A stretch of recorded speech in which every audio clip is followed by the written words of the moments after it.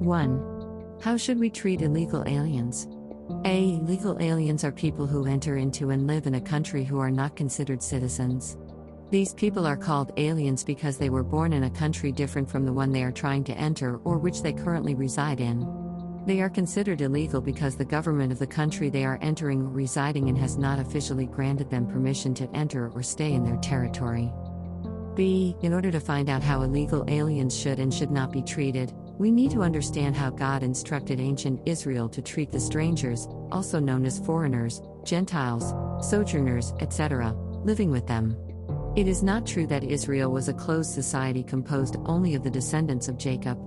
Not only did God allow aliens, whether they are illegal or not, to live among his chosen people, he specifically commanded how they were to be treated. C. Those born in Israel were forbidden, by God, to oppress or otherwise mistreat strangers, whom we would refer to as aliens. This was because the Israelites, at one time, were also strangers in the strange land of Egypt, Exodus 22:21, 23-9. They were commanded to apply the same laws used for citizens to aliens, illegal or otherwise, as well. There shall be one law to the one born at home and to the stranger that dwells among you, Exodus 12:49. B. God, no doubt foreshadowing the obedience from the heart that would be required under the new covenant, Matthew 7:12, commanded that foreigners be loved as a person loved themselves, Leviticus 19:33-34. Those foreign-born or aliens who lived in Israel could worship the true God as fully as any native-born citizen. E. The eternal required, with a few exceptions, the same level of obedience from those who were strangers, synonymous to illegal aliens today, as he did from those who were native-born or citizens. They could expect to receive the same blessings for obedience, and penalties for disobedience, as any Israelite.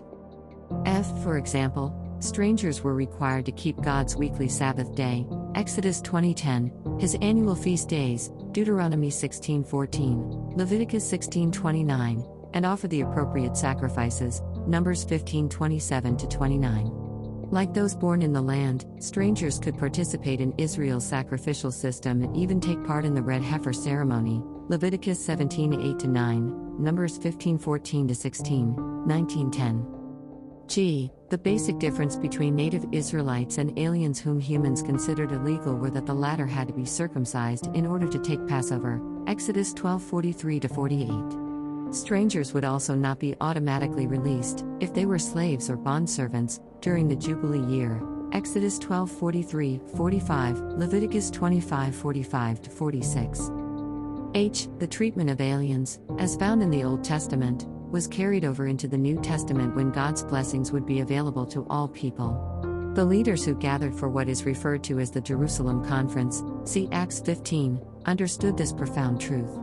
They did not place on Gentile, non-Israelite, believers any greater responsibility than what God's law required of everyone. What does all this mean, however, for those struggling to determine how to handle illegal aliens either attempting to enter their country or who live among them? I. Those living in a country should not mistreat illegal aliens but rather treat them with love and mercy. Those who resided in Israel, regardless of where they were born, were required to obey God's laws before receiving his blessings. It is therefore reasonable for governments to require obedience to their laws before they offer such people the exact same benefits as citizens.